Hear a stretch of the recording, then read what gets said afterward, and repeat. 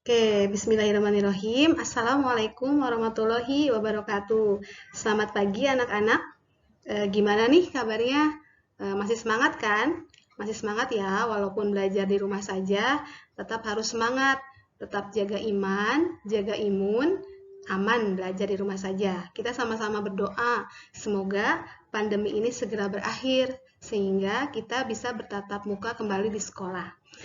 Pada pertemuan kali ini, Ibu akan membahas metode penyelesaian sistem persamaan linear 3 variabel.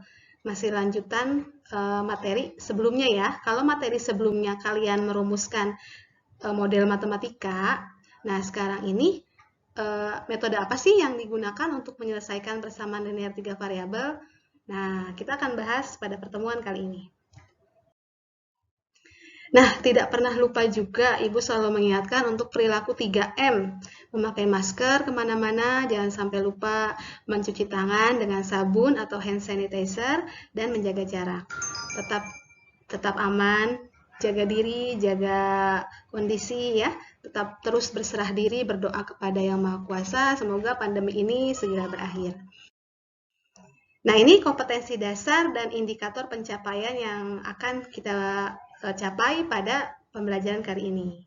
Masih sama seperti pertemuan sebelumnya, kompetensi dasarnya, mungkin yang berbeda hanya IPK-nya saja. Pada pertemuan kali ini, di IPK pengetahuan, di sini kita menentukan penyelesaian SPLTV dari masalah kontekstual menggunakan metode penyelesaian substitusi eliminasi atau metode gabungan. Pada IPK keterampilannya, membuat solusi penyelesaian dari masalah kontekstual yang berkaitan dengan sistem persamaan linear 3 variabel. Bisa kalian baca ya. Nah, oke, sekarang akan kita bahas aplikasi SPLTV dalam kehidupan sehari-hari. Pemecahan masalah kontekstual dengan menggunakan metode eliminasi substitusi. Di sini Ibu punya contoh soal. Ada pabrik garment. Pabrik garment ini memproduksi 3 jenis pakaian. Masing-masing jenis pakaian memerlukan pelayanan dari 3 departemen seperti pada tabel berikut.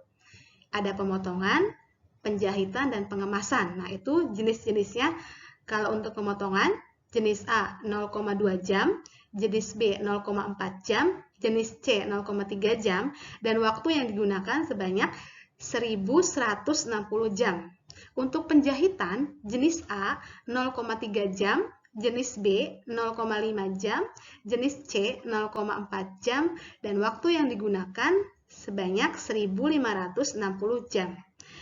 Pada departemen pengemasan, jenis A 0,1 jam, jenis B 0,2 jam, jenis C 0,1 jam, dan waktu yang digunakan sebanyak 480 jam. Pemotongan, penjahitan, pengemasan menggunakan waktu maksimum yang tadi ya, yang sudah Ibu sebutkan. Nah, kira-kira berapa banyak masing-masing pakaian yang harus diproduksi setiap minggu untuk kapasitas penuh? Kalau ada soal seperti ini, kira-kira langkah pertama kita harus ngapain dulu ya? Nah, langkah pertama ngapain dulu? Oke, langkah pertama kita buat permisalan. X ini adalah jumlah pakaian jenis A per minggu. Y, jumlah pakaian jenis B per minggu. Z, jumlah pakaian jenis C per minggu. Setelah kita buat penyelesaian, nah yang tadi dalam bentuk tabel tadi, kita tuangkan atau kita sederhanakan menjadi bentuk sistem persamaan linear. Nah, persamaan yang pertama kan tadi 0,2 jam, 0,4 jam, 0,3 jam ya. Kita sederhanakan. Semuanya kita kali dengan 10 menjadi 2X plus 4Y plus 3Z sama dengan 11.600. Itu menjadi persamaan pertama. Pada departemen penjahitan, nah sama ya, sama tuh kita tuangkan dalam bentuk persamaan. Lalu kita kali semuanya dengan 10. Nah, menjadi 3X plus 5Y plus 4Z sama dengan 15.600. Pada departemen pengemasan, 0,1X plus 0,2Y plus 0,1Z sama dengan 480. Nah, kita kali semuanya dengan 10, menjadi X plus 2Y plus Z sama dengan 4.800, menjadi persamaan ketiga. Nah, kita akan eliminasi salah satu variabel. Nah, di sini Ibu mau mengeliminasi variabel Z. Kita eliminasi variabel Z dari persamaan 1 dan 3. Nah, kita lihat di sini, Kita mau eliminasi variabel Z. Di sini Z-nya berbeda koefisiennya. Yang pertama di sini 3, yang persamaan kedua persamaan ketiga di sini 1. Kita samakan dulu koefisien pada variabel Z. Yang atas kita kali dengan 1, yang bawah kita kali dengan 3. Nah, ketika sudah sama, Z-nya hilang, habis. Nah, tinggal min X, min 2Y sama dengan min 2800. Ini menjadi persamaan keempat. Selanjutnya, kita hilangkan Z dari persamaan 2 dan 3. Nah, ini Z-nya. Ketika di sininya belum sama ya, di sini 4, di sini 1, kita samakan. Caranya sama seperti mengeliminasi pada persamaan keempat tadi. Nah, Z-nya sudah sama nih.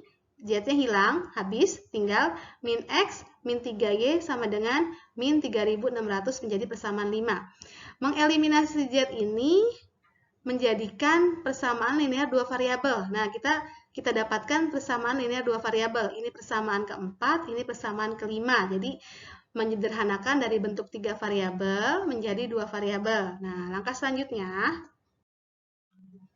dari persamaan 4 dan 5 tadi, kalau sudah 2 variabel, berarti kan kalian bisa mengingat kembali ya materi yang sudah pernah dibahas ketika kalian SMP, yaitu penyelesaian sistem persamaan linear dua variabel. Nah, kita eliminasi mana dulu nih? Nah, kebetulan X-nya itu koefisiennya sama-sama min 1.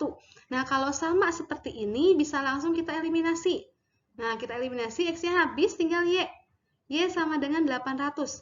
Jika kalian sudah mendapatkan salah satu nilai dari variabelnya, bisa langsung kalian substitusi atau memasukkan. Kalau eliminasi tadi menghilangkan, kalau substitusi memasukkan.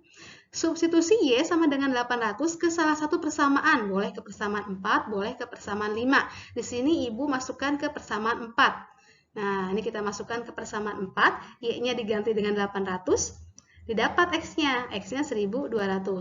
Ketika kita sudah mendapatkan nilai dari dua variabel, untuk mendapatkan variabel yang lainnya, kita tinggal substitusi dua variabel ini ke persamaan awal.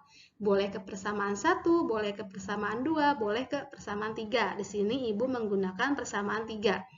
Nah, kita ganti di sini, X-nya jadi 1200, Y-nya 800. Maka, setelah disederhanakan, dapat Z-nya 2000. Jadi, setiap minggu perusahaan itu memproduksi 1200 pakaian jenis A, 800 pakaian jenis B, dan 2000 pakaian jenis C untuk kapasitas penuh. Oke, apa yang bisa disimpulkan setelah menyelesaikan soal tersebut? Yang tadi sudah kita bahas, apa yang bisa kalian simpulkan? Kira-kira apa nih yang bisa disimpulkan? Ternyata menyelesaikan SPL-TV itu tidak jauh berbeda dengan menyelesaikan SPL-DV yang pernah kalian dapatkan ketika kalian SMP. Ya, ada menggunakan metode eliminasi. Eliminasi itu menghilangkan, dan metode substitusi. Substitusi itu memasukkan. Ya. Nah, di sini ada simpulannya atau rangkumannya. Ya, bisa kalian baca di sini. Nah, ini penyelesaian SPL-TV yang tadi sudah kita bahas, ada eliminasi, substitusi, dan gabungan. Nanti untuk pertemuan berikutnya kita akan bahas determinasi. Ini ada langkah-langkah eliminasi, ya. Ini juga sudah Ibu sematkan di bahan ajar yang sudah Ibu sematkan di GCR, nanti bisa kalian baca. Ini metode substitusi. Nah, untuk contoh soal sudah Ibu sematkan juga di GCR, bahan ajar di GCR, bisa kalian pelajari, kalian lihat. Nah, terima kasih anak-anak. Itu tadi sekilas pembahasan mengenai penyelesaian SPL-TV dengan menggunakan metode gabungan, yaitu eliminasi dan substitusi.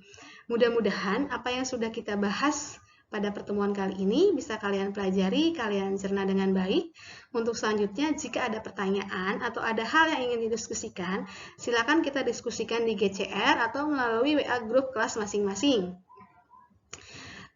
Kita cukupkan atau Ibu cukupkan untuk pembahasan materi kali ini. Yang benar itu pasti selalu datangnya dari Allah. Segala kesalahan, segala kehilafan, segala salah ucap itu pasti datangnya dari Ibu. Mohon maaf lahir batin, semoga kalian semua sehat, selalu jaga kesehatan, dan selalu berdoa semoga pandemi ini segera berakhir. Terima kasih. Ibu akhiri, wabillahi taufiq wal hidayah. Wassalamualaikum warahmatullahi wabarakatuh.